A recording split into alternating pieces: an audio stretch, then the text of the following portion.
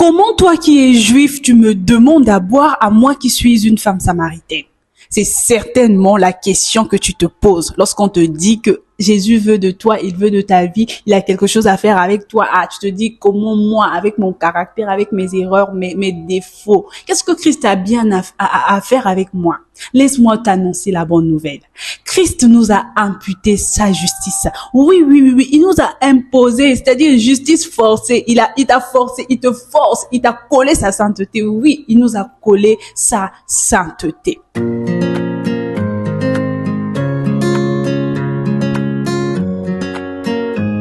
Bienvenue sur notre troisième épisode de la semaine des filles. Donc la playlist, le nom c'est Femme Beraka qui veut juste dire Femme Bénédiction. Et aujourd'hui nous allons parler de la justice imputée, la justice que Christ nous a imputée, pas qu'à nous les femmes, mais bon, comme c'est la semaine des femmes, la semaine des filles, on va dire ok, Christ nous a imputé, nous les filles, sa justice, oui, parce qu'il y a un truc là qu'on dit souvent, c'est la femme qui a donné la pomme à l'homme, donc elle c'est vraiment une sorcière. Aujourd'hui, on va juste dire que en tout cas, Christ nous a imputé sa justice. Il y a beaucoup de choses vraiment qui sont en nous, qui sont des forteresses, des barrières, qui nous empêchent vraiment d'œuvrer pour le Seigneur parce que des fois, on ne se sent pas indigne. Des fois, tu n'as pas encore reçu Christ et même des fois, tu as déjà reçu le Seigneur, mais il y a des forteresses en nous qui nous empêchent de nous donner réellement au Seigneur. Lorsque Jésus vient devant la femme samaritaine, la première des choses, il dit « Donne-moi à boire ». Et c'est la première des choses lorsque Jésus-Christ vient à nous. Peu importe nos erreurs, peu importe nos défauts, il nous dit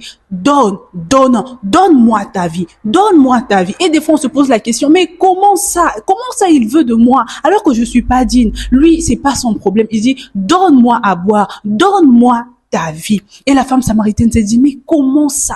Comment ça? Et on voit à la suite, il dit, maître, donne-moi de cette eau. Lorsqu'ils étaient en train de converser, il lui dit que celui qui boira de mon eau n'aura plus jamais soif. Il dit, donne-moi de cette eau. Et c'est là qu'il lui dit, tu as eu 5 maris. Mais celui que tu as avec lui-même actuellement, c'est pas ton mari. Et c'est le travail que Christ fait. Des fois même, tu as déjà reçu le Seigneur, tu marches déjà avec lui. Mais des fois, tu te dis, je ne suis pas digne. Lorsque tu te rends compte de tes défauts, de tes erreurs, tu te dis que je ne suis pas digne.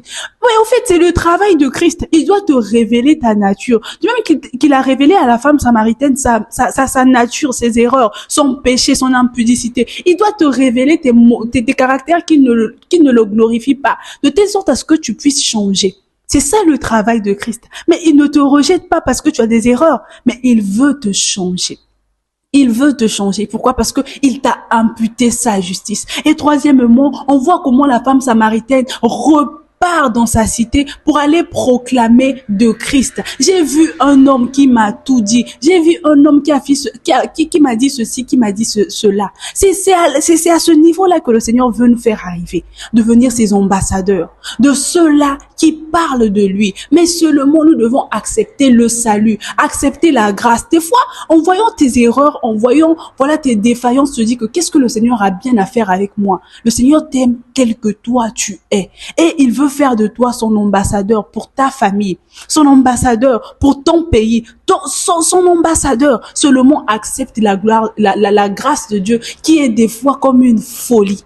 Le Seigneur t'aime tel que tu es. Il t'a imputé sa justice. Surtout pour nous les filles, les filles, on fait face à beaucoup de challenges, à beaucoup de défis. La femme, ok.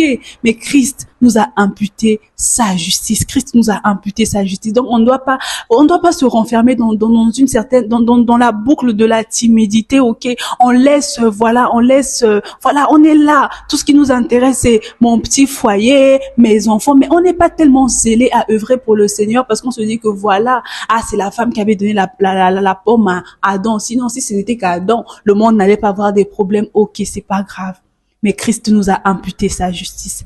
Et nous aussi, on a juste trouvé grâce. On reste à notre place de femme. Mais nous savons aussi que nous pouvons être des pions que le Seigneur pourra utiliser pour faire sortir une génération bénie. C'est comme je le disais dernièrement avec les épisodes précédents que Dans cette génération où il y a beaucoup de désordre, le Seigneur veut susciter des femmes qui seront vraiment ses coopératrices, parce que oui, nous sommes les coopératrices de Dieu dans son vouloir, voilà, de changement. Nous sommes les coopératrices de Dieu. Et le Seigneur veut des femmes qui ont la connaissance de sa parole, qui sont réellement attachées à lui pour être ses ambassadrices dans des foyers, dans des familles. Et c'est à ça que le Seigneur nous attend. Alors que le Seigneur te bénisse abondamment. On se retrouve demain pour notre 4e épisode. Donc demain on va parler voilà des modèles, l'importance d'avoir des modèles. Donc c'est un peu ça. Bonne soirée, n'oublie pas de prier, que le Seigneur te bénisse abondamment.